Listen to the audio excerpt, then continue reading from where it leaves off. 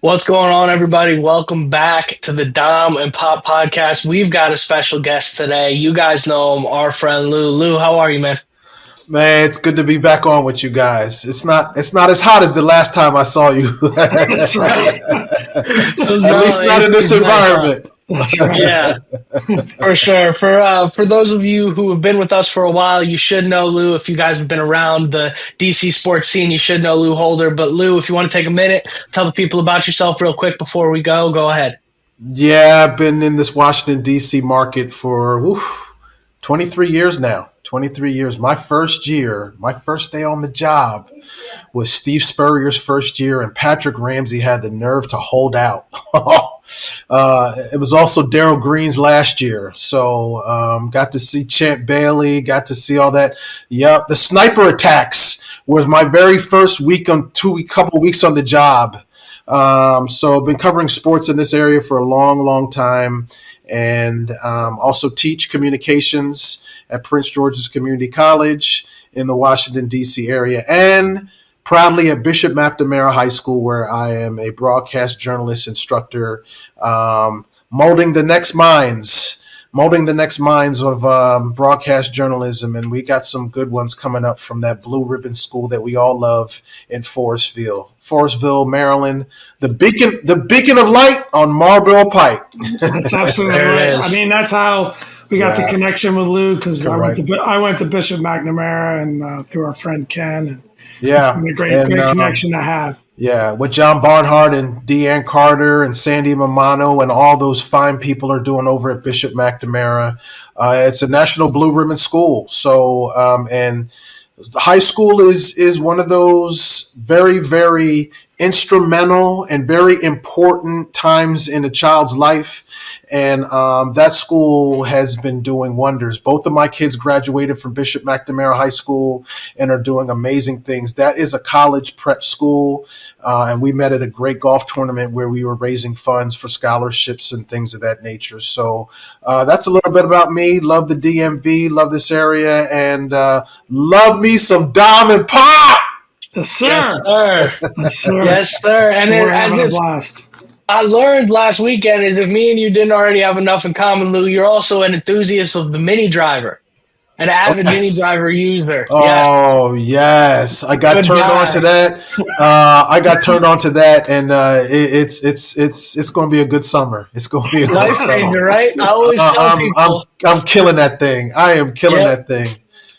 I Yeah, always tell people, they say, do you need a mini driver and a driver? I say, listen, the mini driver is cheaper than therapy. It gets you into the fairway. You can man, relax. Oh, man, So it's the best. man. we're It's the Dom, gonna best. put in an early word. We missed you on our team this year, so we got to get you on our team next year.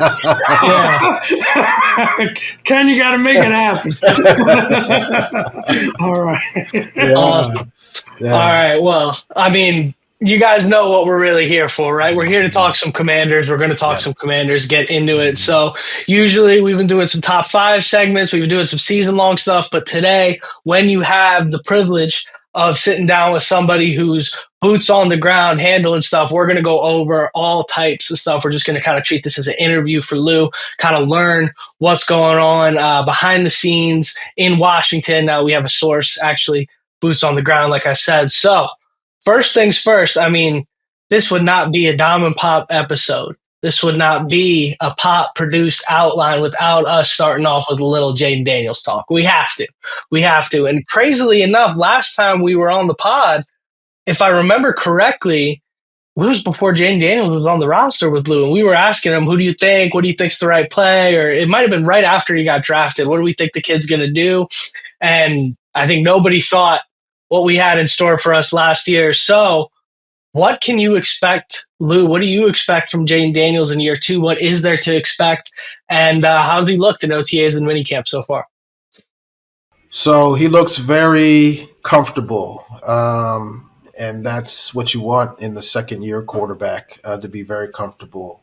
What I feel better about Jayden Daniels is that last year was the worst team that Jayden Daniels is going to be on, because the parts are now coming. The Laramie Tunsil, the Debo Samuels, and more parts are going to be coming. He's going to have more weapons. I mean, he was literally putting on a cape almost every single weekend, saving that team from utter despair, from the Hail Mary to a bunch of other things that we saw. That Monday night game, the two darts that he threw on the road in Cincinnati. I mean, there was so many games where you're just like, if it wasn't for that kid, it would have been a problem, right?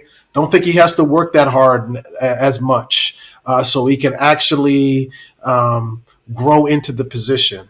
I think the fact that all the coaching staff stayed the same, Dom and Pop, he's not going into a new school, right? He has the same teachers. He has the same schedule. Bishop McNamara, he's got a maroon and a gold day. He got the same maroon and he got the same gold day. I mean, that is invaluable for a second-year quarterback to not have to. I mean, Jason Campbell, so many other quarterbacks would have loved to be in the same system for more than 1 year, right? This kid gets the offensive coordinator and everything, the quarterback coach, everybody's coming back. That all leads to the question of, how does Jayden Daniels look? He looks comfortable. He looks like the game has slowed down for him in so many ways. And I just feel that the help along the way, and to me, it's between the ears. It's between the ears. Having somebody like Doug Williams as your mentor that was jettisoned from the building for so long under the old management and the old ownership, now is being embraced. I mean, I'll never forget the very first game against Tampa Bay last year. This young man showed up in a Doug Williams jersey. That's how he arrived to the game. He really loves Doug, and Doug loves him, right? And nobody can teach Jayden Daniels how to play quarterback, black quarterback, African-American quarterback in Washington, D.C. better than Doug Williams. And the fact that he has been embraced by the organization, brought back, so many have been brought back.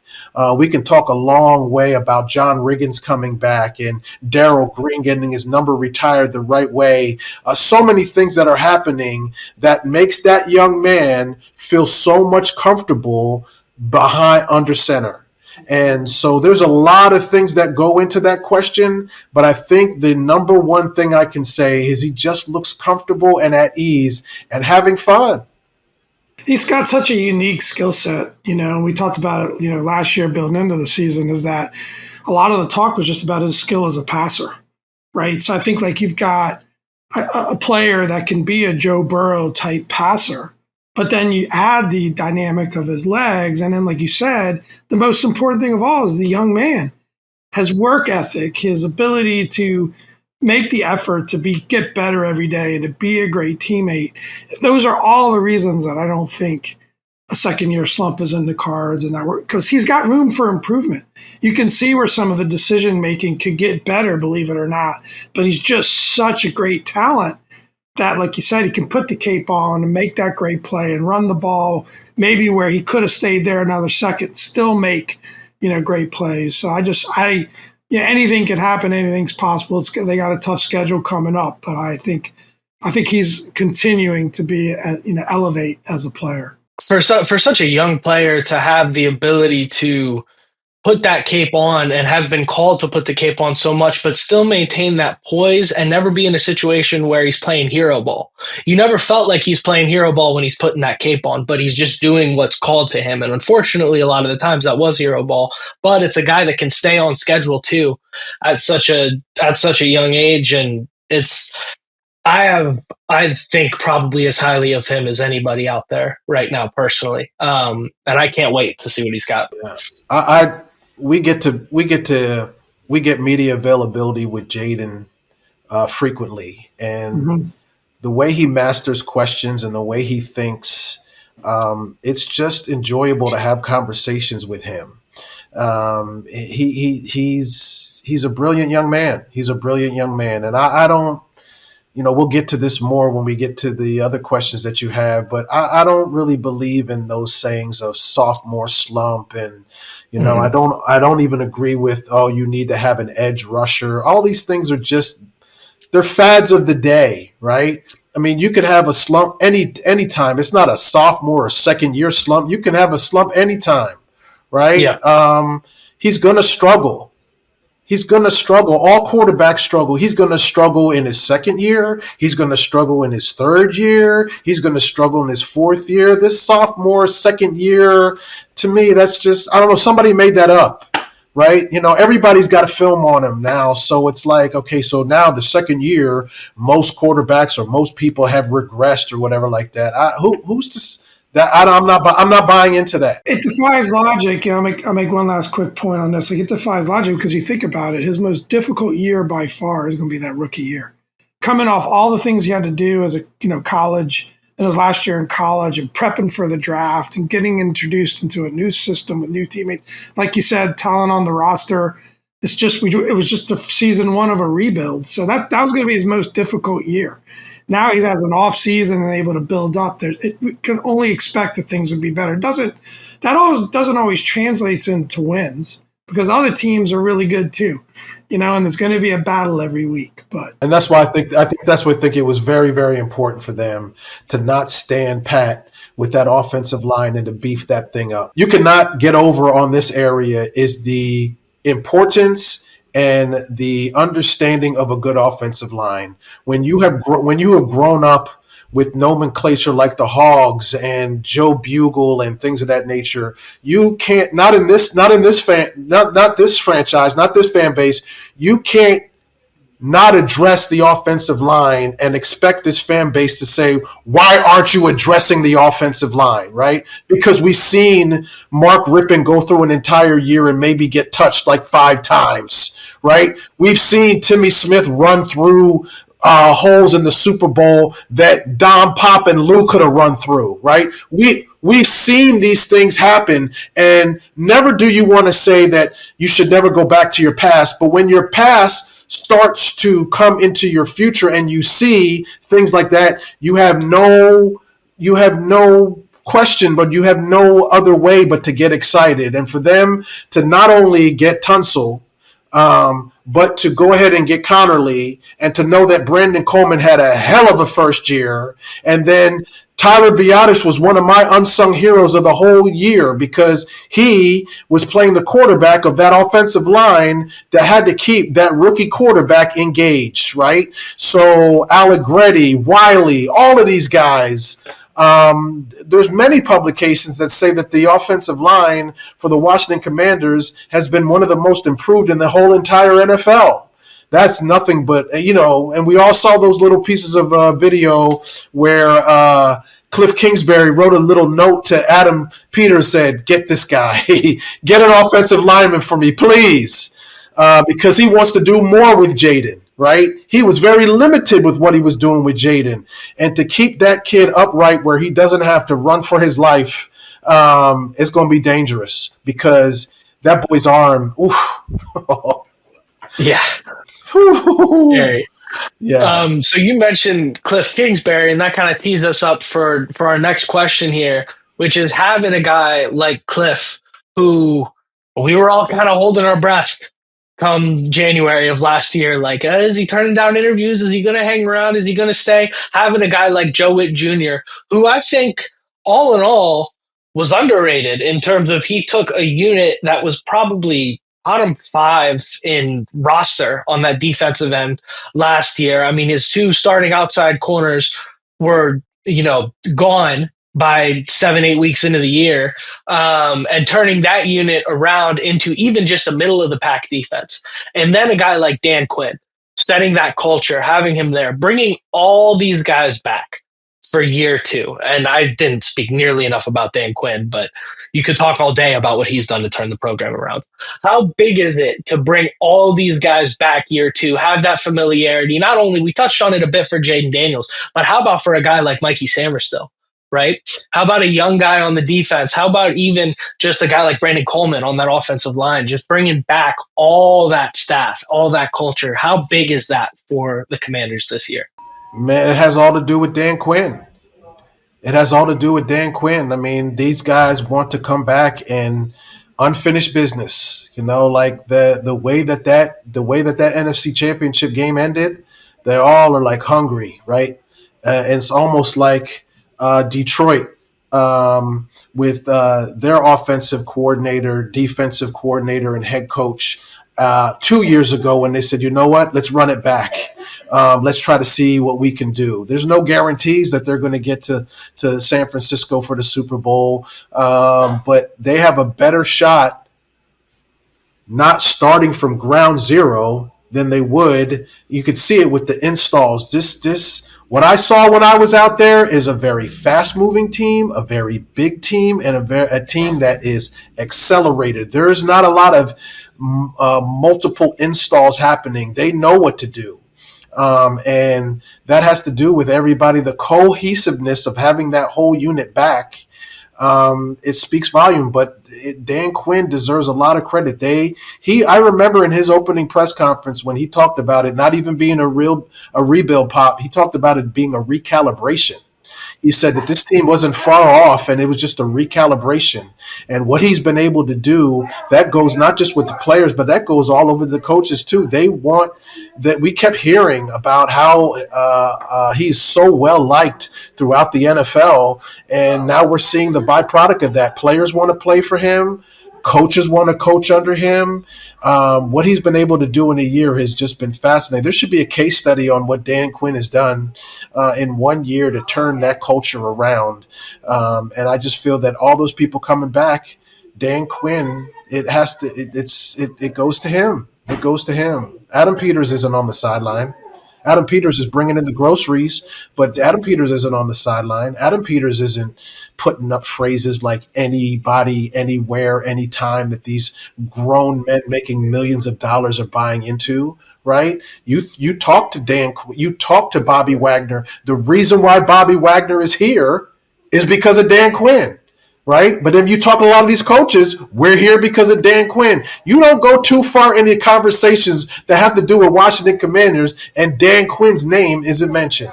So the cohesiveness and everybody coming back, it's gonna be fun to watch. But yeah, again, I go back to that whole classroom thing. If you know you have the same teachers, the same trip to the cafeteria, the same trip to the counseling room, the same trip to whatever, you already know what you're going to do. So now it's like, okay, we're going to be quicker. We're going to be quicker to get to where we need to be.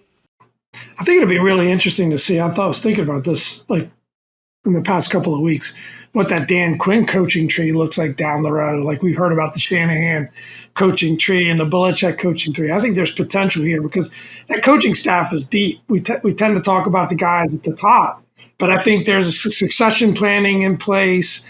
And I think a lot of these just young, up-and-coming guys, and plus some really veteran guys have been former head coaches in this league and former coordinators. Anthony Lynn. I mean, you worry about a succession plan for Cliff Kingsbury and Anthony Lynn or Tavita Pritchard or a Blau. There's all this talent that's available there.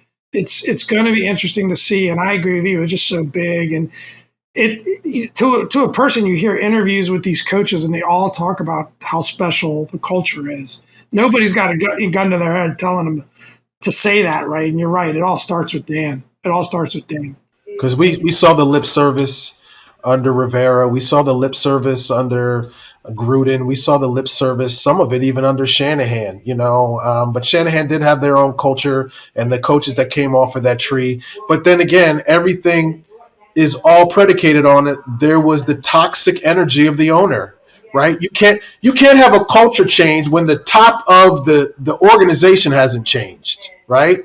Josh Harris is the beginning of the whole culture change, right? And him bringing it's very, very rare, guys. It's very, very rare. And I said this before, we are looking at a unicorn right in our face that a new owner gets to pick his own GM, and the own GM gets to pick his own head coach, and the head coach gets to pick his own offensive coordinator, and then you get the number 2 pick in the draft. I mean, that doesn't happen in the NFL where all of that, so they're all new. They're all coming in kind of like together, right? There isn't like, I've been here before, you got to come. Everybody's coming here together. And again, I don't like repeating the past, but when the past shows up again in your future and it was pretty darn good, You have to embrace that. And when Jack Kent Cook and Bobby Beathard and Joe Gibbs were at their prime, that trio did pretty darn good around here. Two of them have gold jackets. So now what? Right? I'm not saying that Dan Quinn is going to be Joe Gibbs. And I'm not saying that Adam Peters is going to be Bobby Beathard. But my goodness, the competence that is now in place for not 1, 2, but a 10-year run maybe, let's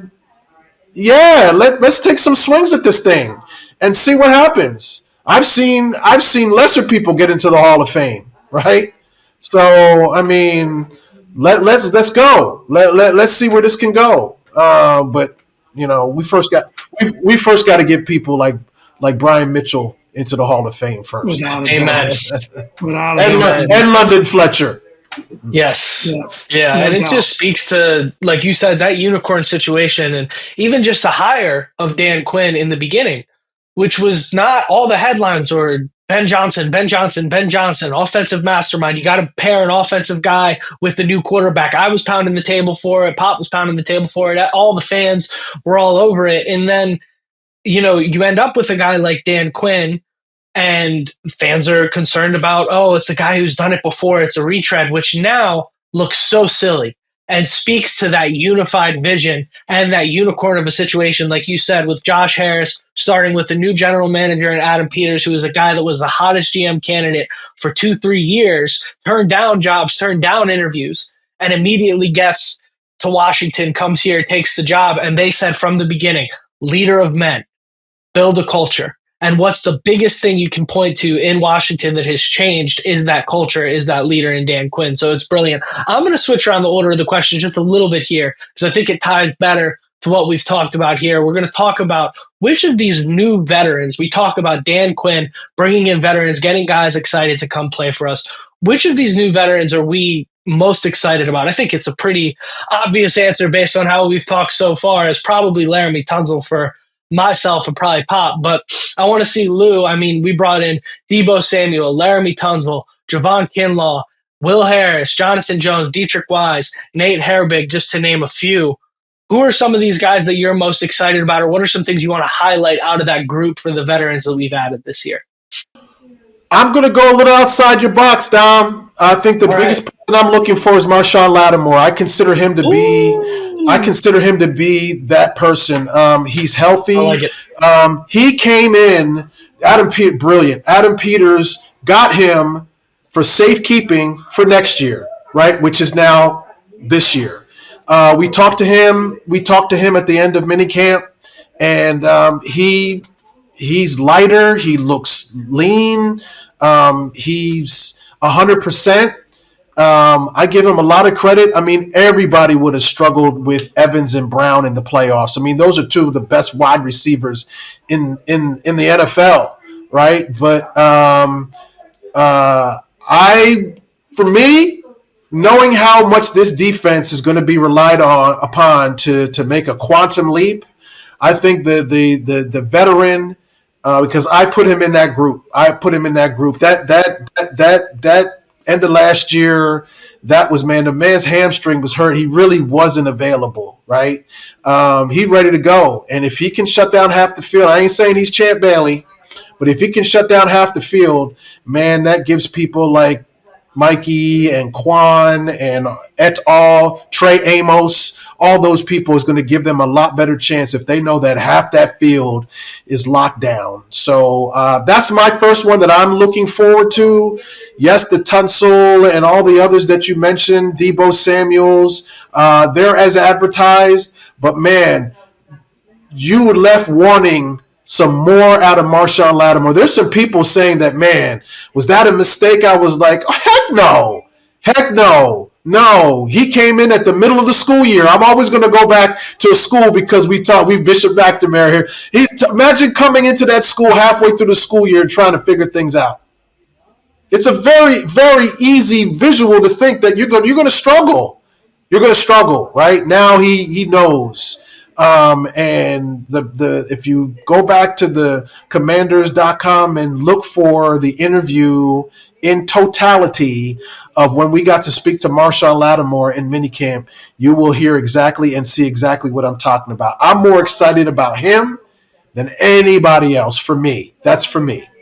I love that interview. And I love what he had to say during it, how he wants to be able to prove that they made a right decision, that he wasn't well. And I kind of agree with you. I mean, there were a couple games in there that, and it sounds like we're making excuses, and that's fine. But a couple games in there, he didn't get any balls thrown at him. He did shut down half the field. And that was even in last year where he wasn't completely well. He's going up against some great players. He battled the whole time. There was some questionable, he was battling, got some calls that went against him, but he wasn't well, and he's admitted that. And I love what he had to say. And it was so great after missing OTAs and some of the concern, I'd say, about that, to see him come into minicamp and look like he looked by all accounts. You were there. Yeah, that's big. I like that one. That's a good one. Yeah. I mean, I saw all the names that you put in there when we were doing our pre-prep for this podcast, and all of them really, really are tantalizing to pick. But I had to go outside the box and pick the one person that I feel is going to be one of the players that are going to be counted on the most, because you left wanting more at the end of that season. You left wanting more, and you can say, what if Marshawn Lattimore was, it wouldn't have helped. The Eagles were just so much better. And when Saquon Barkley takes the first snap and runs it, that was not Marshawn Lattimore at all. Marshawn Lattimore couldn't have stopped that. We'll get to that, but I'm just talking about being able to have one of your secondary people be relied upon to shut down an entire half the field or receiver. That's where the NFL is coming in, and to know that the league has stacked the deck against defensive players, and to know you have a good one that can probably get the benefit of the doubt and not get pass interference every freaking time the ball is thrown to him. I mean, I'm looking forward to seeing the matchups throughout the year on some of these wide receivers and Marshawn Lattimore with a big, huge chip on his shoulder. Well, and you mentioned earlier about Jayden Daniels failing. I mean, corner, you're on an island. You're going up against the most talented players in the league. You're going to fail sometimes. Sometimes I think as fans we're unrealistic about, a guy shutting down like such a great player, like Brown, without any advance. Granted, that was a pretty ugly game, though. Well, you have that. I mean, that position was just among many other positions, but by the previous administration was just complete malpractice. That position of quarterback, and what we had, and who we had to roll out, because you can't solve everything in one off season.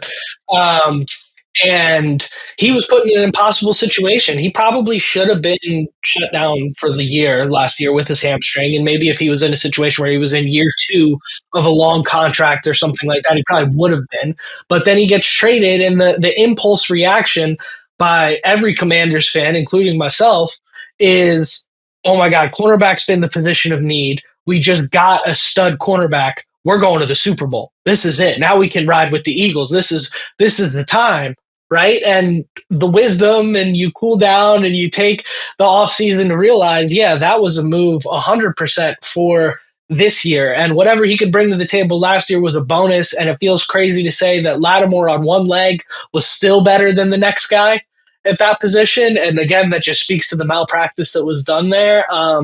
But certainly a different front office and much less malpractice, I think, going forward, to speak to this year's rookie class and what we're building and how we're building off of that move, and doubling down, adding cornerback Trey Amos, doubling down on the Laramie Tunsil trade, adding offensive tackle Josh Connerly Jr. So this year's rookie class was humbler in numbers than last year's, right? Last year we had like 10 picks, something like that. This year, less picks, but certainly some splash positions and some key omissions at positions, and things that I think a lot of guys thought those first 2 rounds might go defensive end, running back, or running back, defensive end, or something like that. And we strayed away from that, even in the 4th round, making a pick at wide receiver.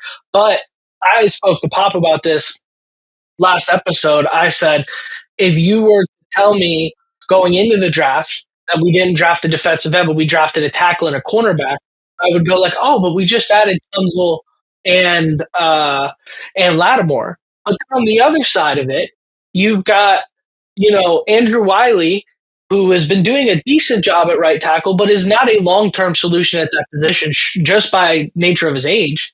And then on the other side of the ball, you've got Samerstill, who's playing out of position, outside cornerback, and did a fantastic job with it, but playing out of position, also not a long-term solution. Those were two massive position of needs, in my opinion. So we addressed that, and I thought that was just speaks volumes to what's coming down the line and how we're building this roster. But Lou, what are your thoughts on this year's rookie class? I mean, let Adam cook. I mean, we've been wanting this for the longest time. So I love Trey Amos. I love Connor Lee because let's let we don't know what Sam Cosmi is going to look like when he comes back. So you needed to address that offensive line if stuff goes down. You got to invest in keeping number 5 healthy, and he doesn't. Him running around, him being one of your leading rushers every single week is not a recipe for success. So I just feel that the positions, this is a long term, and they didn't spend all their money. They're fiscally responsible that they may not even be done. When people come off of rosters at the very, very end, where people are, the competition is going to be so great at training camp. There may be another person that they think about moving around. I mean, look what they did with the Eagles, when they, made that move at the end of camp. Adam Peters' mind is just like, yo, you're almost like, like, what is he cooking up, right? I mean, you just never know. So I'm happy with everything. These, best available. I just felt it was out there, best available. That's what they went after. I mean, I would have loved to get some more beef on that defensive line, which is what I will address is what unit still concerns me the most. But I mean, you can't do it all that's what I love about him. You can't do it all in 1 year, and it's got to be the right fit. You got to be the right fit. So you don't know these relationships that Adam Peters have with different players and different GMs and things of that nature. I just think you never know. That's the one thing I can say about this franchise now. We're never done. There's always something going on, and I just love it because it's just like, you're waiting to open up presents like every single week. Like, what is he gonna do? So I'm okay. I'm okay. I'm not saddened about anything. I just think that, and I think that that running back too. There's a couple of people that are going to be pushing other people to make the roster. And people like Daron Payne, people like Brian Robinson, you better watch out. Better watch out because Adam Peters inherited all of that, and he isn't tied to anybody. So that is also good. Everybody's going to be on their toes, and because this new administration, they're not playing. Yeah, I think, if you think about going into last year and what a position of weakness we were in from an offensive line and a secondary perspective, especially cornerback, the upgrades that we've made in both of those positions, that being our 2 first picks off the board, why not strengthen that? Why reach for an edge if you can get 2 guys, these positions that have higher grades? Trey Amos had a first-round grade by a lot of accounts. Connolly is one of the best offensive linemen in the draft. Why not do that? Why not make those positions a strength and flipping those 2 position groups the way we did? That's huge. It's smart. That's why Adam Peters is where he is, and fans like us aren't drafted. Because we first heard offensive tackle, you kidding? We just signed Larry Tunsil, but when you step back and look at it, it makes a ton of sense. Yeah, the game of football hasn't changed. You got to be able to protect your quarterback and get to the other team's quarterback. And what I loved about this Super Bowl is that there were co-storylines for that Super Bowl. And one of the storylines was the fact that the Philadelphia Eagles were able to sack Patrick Mahomes 6 times with only bringing 4. right? So again, another it's when you talk about, again, we talked about that second year slump and the words and everything. Another term that I just hate is, oh, it's sexy, we need an edge rusher. No, the names that were called out in that Super Bowl were Chris Jones and Jalen Carter. Those aren't edge rushers. You got to be able to push. There's got to be a push. There's got to be a push. There's got to be that one guy that is responsible for pushing and collapsing stuff up in the front. You can have an edge rusher all day long, but I mean, that's just a sexy term that they're using now, like a slot receiver that was for a couple of years. All these terms that get thrown around, the game of football is still so simple, right? You stop the run and you're able to run the football. Those are the two things that have not changed. And that's why that if you can get quality parts to be able to open up holes to run the football, that's now been accomplished, right? You've got improvement, but that defensive line, I have not. I'm calling out certain people. Deron Payne, I'm calling him out, right? Because it's like the Alabama boys that we got, they haven't been. They've been underperforming for me. Yeah. For me, results haven't always been there for sure. For me, there's been some games. There's been some games where you never heard from them, and there's been some games. Bobby Wagner cannot be your leading tackler every single week. Mm-hmm. Mm-hmm. Your future Hall of Famer that's on the last year of his playing career, possibly, cannot be your leading tackler every week. That was glaring to me and everybody that watched from the press box, is that's where the problem was, right? And that is with Allen before the Ravens game when he got hurt, whatever. There was just no push. There was just no. So I'm hoping that they have gotten better with Armstrong and Ken Slaw and some of those other people. I'm hoping that now they have these new fresh bodies. And I just feel that you can have now. I'm just diverting a little bit. Here's where I feel that your edge rush is going to start occurring. I feel that one of the second year players that I'm looking forward to seeing so much, and we didn't get a chance to see him last year, is Jordan McGee, the linebacker out of Temple University. I think that he is going to be that heir apparent, that person that's going to be learning from Bobby Wagner. And I think that those two together are going to allow Frankie Louvu to be that person that comes around doing your edge, whatever foolishness. He's already jumping over lines, trying to stop the tush push, whatever. He's just a madman, right? I can see Joe Witt putting him on the edge with all of his Samoan energy and let him be your sexy edge rusher that you're looking for. But it all depends on how quickly and how accelerated the learning process happens with Jordan McGee, because I feel that he's going to be a star. Yeah, I tell you what, Lou, me and you are in lockstep here, because I've been saying the same thing. I'm all over bringing Jordan McGee in. I think I tweeted this in like February or something a while ago, but I said the moves, if you read in between the lines on the moves that this team has made and where they've added and where they haven't, it makes all the sense in the world that the reports on Jordan McGee this time last year were that he's running with the ones. They were so hyped up.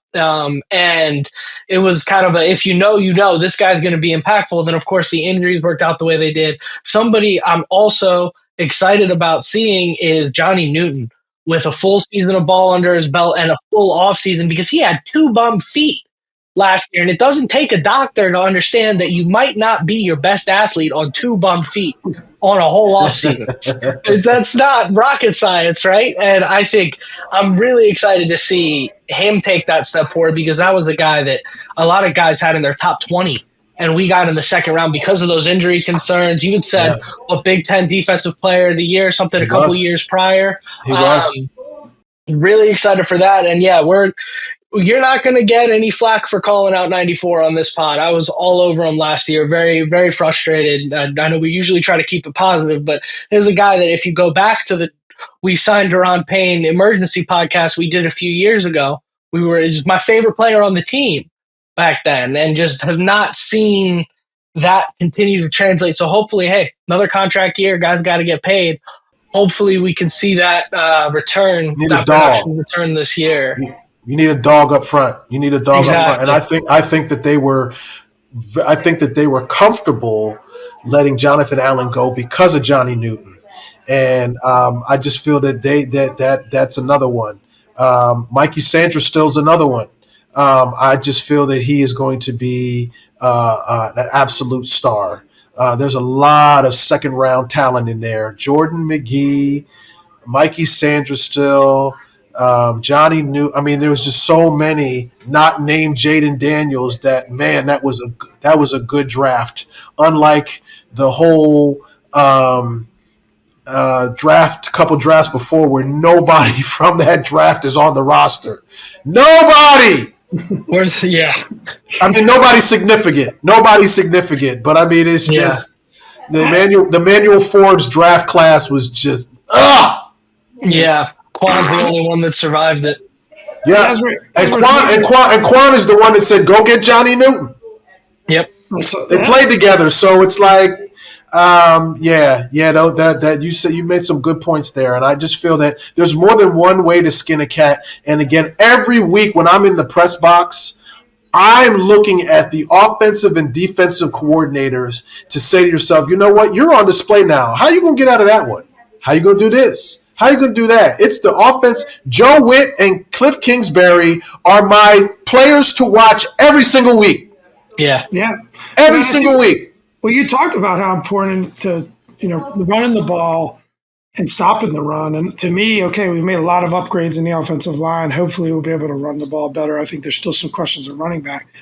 I think there's just a big question mark in our ability to stop the run still, because I'm just not sure we know enough about the personnel that we've added to know whether or not it's going to get the job done. We have to just trust in Adam Peters and Joe Witt and others.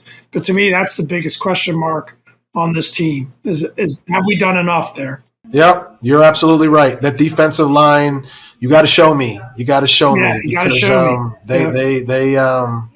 that was a glaring. I mean, look at the NFC Championship game. The very first play from scrimmage, I was just like, what in the world is going on? Well, so even against Detroit and Gibbs, right? Like, I mean, we weren't touching him until he was 10, 15 yards deep in the backfield. I can't believe they stopped giving him the ball. Yeah. So that ties us right into our biggest areas of concern. We've touched on it a little bit. We don't have to spend a full topic on it if we've already kind of covered most of it. But some of the things that we have listed here is the running back room, defensive line, secondary. Did they do enough at receiver? There's been some conflicting reports on the Noah Brown injury. Personally, I'm not concerned about the receiver room at all, as long as McLaurin's on the field, which I don't want to speak for you, Lou, but myself and Pop are not in panic mode at all in regards to that situation. This is just how business is done. But I think for me, the running back room, look, getting a guy like Trevion Henderson back there would have been sexy. That would have been exciting for me. But I think Robinson can be serviceable. I don't know. I'm not thrilled with Brian Robinson at this point in his career, but who knows? Krosky Merritt maybe can pressure him. Maybe a guy like Chris Rodriguez starts to get some more snaps. I'd love to hear your thoughts on the running back room specifically, but also that defensive line and that secondary. What do you think? Yeah, the running back position underwhelming last year. Again, the Alabama boys that we got just haven't worked out. Not like Hurts and Devontae Smith over in Philly. I mean, all the other Alabama boys, they're just balling out. Ours have just been okay. And Brian Robinson is one of those. I mean, obviously, let's put his whole career in totality. He got shot before his very first game. I mean, the traumatic experience about going through a gunshot wound and stuff like that. And when he is healthy, man, he is fun to watch. But he's got to stay healthy.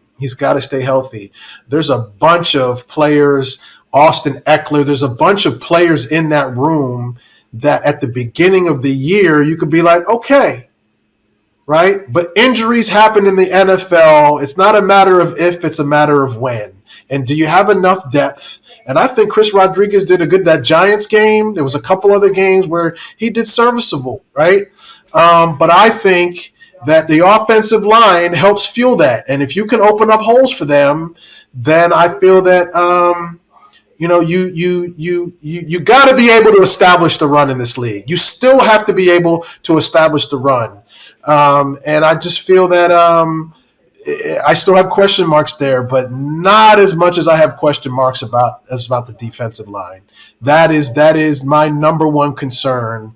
And last year it was the offensive line. Are these guys going to coalesce together? And my goodness, that became the strength of the team.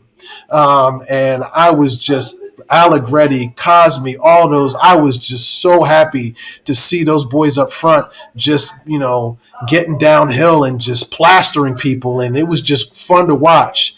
Not concerned about that anymore. Not to say that you should never ease up on the gas. Not concerned about that anymore. I think Tyler Biadasz is the Elmer's glue that holds everything together. Him coming over from Dallas with Dan Quinn, I feel, was also a brilliant move. That's the offensive side of the ball with a defensive coach that came over that wanted to be with Dan Quinn because he knew what was going on. But that Daryl Tapp, that defensive line, and Joe Witt Jr., they're going to have to do some exotic things to find out who's going to be stopping the run and who's going to be getting at that quarterback. Because to be quite honest, in this division, 2 of the 3 quarterbacks, they're mobile as all get out. Dak Prescott doesn't move around. But Russell Wilson in New York and Jalen Hurts, they run around a lot. So I don't really think you need, an edge rusher. You don't even need as much as what you would defensive. You got to be able to stop those very mobile quarterbacks, and that defensive line has got to be quick. It's got to be nimble. It's got to be. So maybe there is some things that I need to see in training camp, and that's why I can't wait. Like a month from tomorrow, we're taping this thing on the 24th. A month from tomorrow, the veterans report. So it's just going to be fun. But to go back, the defensive line and that running back rooms are 2 things that you're just going to be watching, not overly concerned about, because that's what you pay your defensive and offensive coordinators for. But you are going to be thinking about, what happened last year and a little bit of a PTSD, what we saw, and we're like, I hope this doesn't happen again. But the tight end room, though, I like it. I like the tight end, the safety valve. I like it. I like it a lot. I think that I think Ben Sinnott was supposed to be that Chris Cooley type of composite person that's going to be a matchup problem. I'm hoping he's going to be breaking out too. Not as much as I was looking for the other guys to break out, but I think another year learning from Zach Ertz can't be bad for Ben Sinnott. So that's another layer of blocking, and it's another layer of hands in the wide receiver game that I just feel that tight end room is going to be sneaky important for this Commanders team and Jayden Daniels. Yeah, Zach Ertz can ball. I don't care what his age is. He can ball.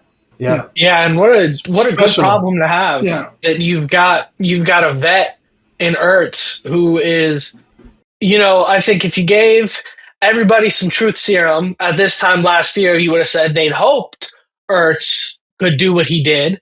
But track record had shown at that point in his career that maybe this was going to be his last year, but it was more of a leadership role, mentorship role. And you'll see Sinnott around Halloween, back half of the year, you'll start to see Sinnott take that TE1 role. But what a good problem to have that now all of a sudden Ertz looks 22 again, and Sinnott is going to be fighting for snaps with somebody who played in the top half of the league. I think Ertz was a top 10 tight end last year. I think it's a great problem to have. And I think what gives me some optimism about the defensive line, just to tie up this topic, is that I think you went into last year assuming that run defense would be better because of the presence of Jonathan Allen and Daron Payne. And I think you had a guy like Fowler Jr. lead the team in sacks with 10.5 sacks, but be an absolute liability on the run defense situation. So I'm hoping fingers crossed with the additions that we've been making and the changes that we've made, that will be in better position on that defensive line now, and you kind of tailor made it a little better to the talent that we know is there. I have this next question is fun. So Pop's asking, how far can the Commanders go in 2025? Have we done enough to catch the Eagles? I have another question that I want to tie into this, and I want to know, outside the building, they'll never say it's too early for anybody to be saying this team is in a Super Bowl or bust mindset, right? Globally, inside the building, they got to be feeling like we're doing it this year, or this is the time, right? That has to be the energy. I would hope that that's the energy inside the building, is that this is the time to chase it. And there's no reason, if what we did last year, we were this close, that we can't finish the job this year. That has to be the conversation inside the building, right? Yeah, I mean, that's why all these coaches came back. I just feel that that's the reason why a lot of these coaches came back, is because they wanted it unfinished business. They felt that they were that close. You got to the NFC Championship game, right? So at that point, you're just like, hey, look, we're that close. And we got number 5 and you don't. That's exactly it. Exactly. That's what you hope bridges the gap, right? Yeah, we got number 5 and you don't, and we have him on a rookie deal. Let's work the thing around him and get parts around him, and let's make this thing happen. So I think everybody sees exactly what you said, Dom. Like, it's got to be something that, because we're not. One thing the Commanders will not do is they will not beat themselves with stupidity. Clock management, things like that were always a problem under. I don't feel that you're not gonna win every football game in the NFL. There's just too many good teams out there, right? And they're playing on 4 nights of the week. They're playing on a Monday night, a Thursday night, Christmas, Friday, Saturday. They're playing in different time zones. They're going international. Man, that anybody, anywhere, anytime was perfectly suited for this year. It's going to be a challenge. You're not going to win every game, right? But this team is battle tested between the years. I remember that losing streak, and Bobby Wagner and Zach Ertz wouldn't let this team go into a deep funk and whatever, right? You just got to have a short memory, short weeks, short memory, a lot of ice baths. And I just feel that they know that they have a talented group of people that know that they are, like you said, this close to being this great. Yeah, in many ways, it's an unfair question, but I just think we don't know. But this is a team that's ascending. It's a bit of a shame, but maybe it's a challenge to be in such a division with such a great team like the Eagles, right? But I think we're ascending, and hopefully we can. They're going to be battles. I'm so disappointed that we have to wait to the end of the year to get an Eagles game, but they're going to be great battles, I think. Oh yeah, and then we'll all be on Hard Knocks. I can't wait for that. That's gonna be fun. They're doing the whole division. That is gonna be tasty, boy. That's gonna be a lot. That's gonna be tasty, man. I can't remember. I can't remember working on Christmas for a long, long time. I can't remember. So we'll be working on Christmas. So yeah. So it's gonna be fun. We sure will. Mm-hmm. It's going to be a great time. But anyways, I say we wrap this thing up. Lou, it's been an absolute pleasure, as it always is, man. We really, really enjoy having you on here. Hopefully we'll get you on again before the season starts. Maybe we could do like a training camp recap or something along those lines, if schedules allow. But either way, thank you so much for coming on. We do want to give you a moment here. You've got an event coming up, something that you wanted to plug. You so humbly suggested that we wait to the end of the pod for it. So go ahead, take your moment here. Yeah, I just feel that there's times and causes and organizations. I get a lot of organizations and stuff thrown at me to be a part of and to put my name to and to spend my time with. But there's one that's come up recently that I really, really have been enamored with, and it's called ABIS. It's called Advancing Beyond in Sports. The founder is Gary Charles, and they talk about certain things or advocate for things like equality in the sports realm. And so they have these weekends called, Champions and Legends weekends and the symposiums and things like that. So, Dr. Renee Miles Payne, I want to give her a shout out. I want to give April Taylor, a strategist, a shout out. I want to give Bowie State University Athletic Director Clyde Dowdy all shout outs for getting me involved with this particular organization. And they are having a great weekend coming up next weekend in Baltimore.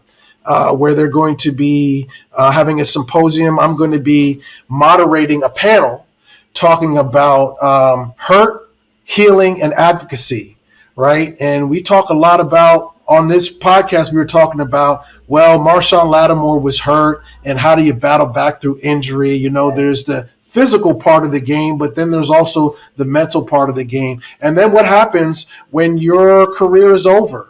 Like, where do you transition, right? When you get hurt physically and mentally, how do you heal? And then how do you advocate for the mental capacity of some of these young athletes that are now going off of ESPN clips only and not putting in the work and whatever, and knowing that your career is over? So I wanted to moderate that panel because I think it's very, very fascinating to talk about the mental health. When you saw Simone Biles shut it down in the Olympics because she needed a mental break and whatever like that, this stuff is real.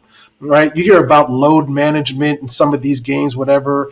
How do you advocate and have those conversations going, right? So I'm doing a panel on that. I'm also moderating a fireside chat with Mr. Lawrence Ham. He's the Senior Director of Business Development for Events DC. And he's responsible for bringing a lot of events to the Washington, D.C. area. A lot of stuff that FIFA's doing now with the World Cup, the Club Cup championships that are going on. That a couple of games were at Audi Field. I saw Juventus play the other day. They put up five goals in their game. I was at that event.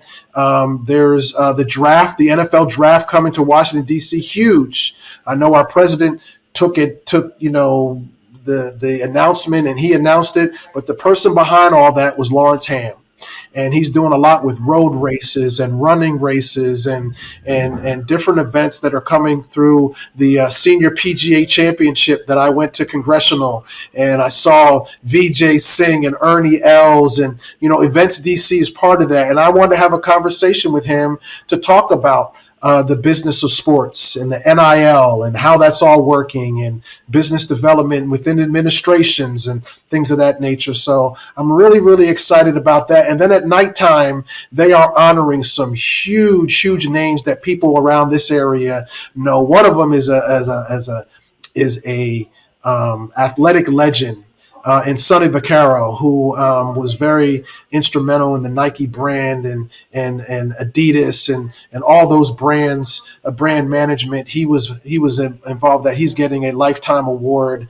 And then two names that Dom and Pop, you were very, very happy to hear that are going to be honored with legacy and achievement awards is John Lucas and Walt Williams. They are both going to be honored at this dinner that is honoring the just overall breadth and depth of people making an impact in sports.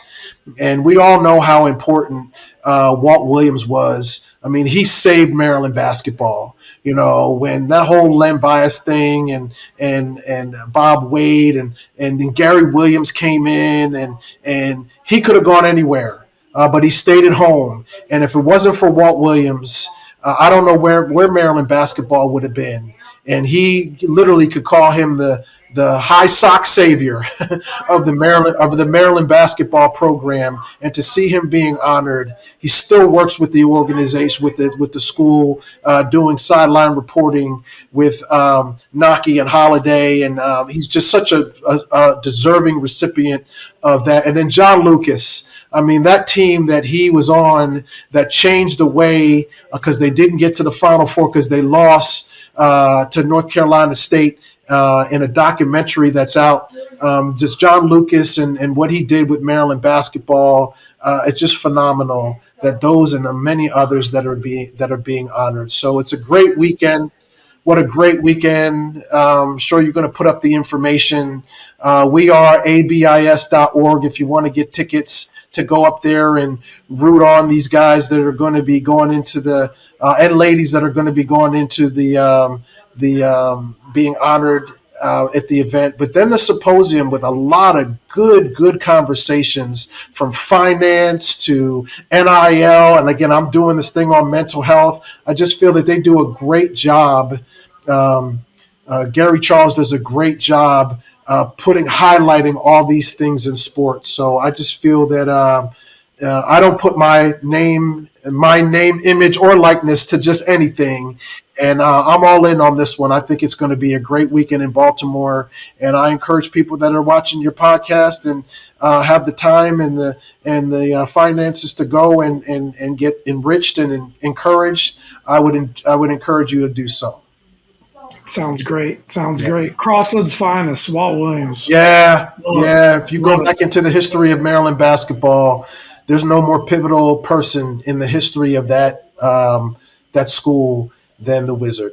Wizard. No question about it. I mean, I've been a basketball season ticket holder since about when Walt was on the team. So. And if I could dovetail a little bit, I'm really encouraged with this new athletic director, Smith. I'll put it to you this way. He's not starting till July 15th because he was very instrumental in bringing the MLB All-Star game to Atlanta.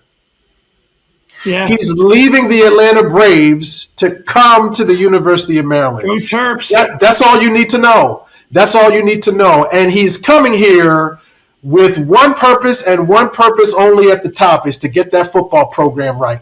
Yeah. To get that football program right. So it's going to be encouraging. I mean, when the commissioner of the whole conference comes to the press conference announcing the new hire for the athletic director, that's a big deal. That's big. They want Maryland to be right. The Big Ten wants Maryland and Rutgers to be right so bad because that's the New York and the D.C. market that they've always wanted to get right. And they've had splashes in all the other sports, but with football and basketball, with both of those schools, they want to take them a quantum leap. And so it's a pro.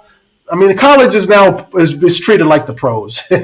And so you need somebody, performance centers being there for basketball and whatever is going on with the football and the Gossett field house. I mean, they need to up the ante.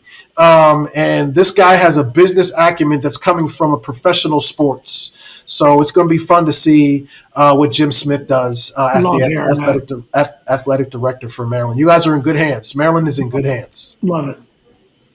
That's great news. That's great news. That's a great way to end this thing. Yeah. Perfect. And on a positive note. So, Lou, I think you remember our outro. It should be pretty clear when it's time for you to jump in. I'll start. So, guys, without further ado, thank you for another great week, everybody. We always put our left hands up for the Commanders. You're welcome to join us in that if you want, Lou. I've been Dom. This is Pop. And I'm Lou.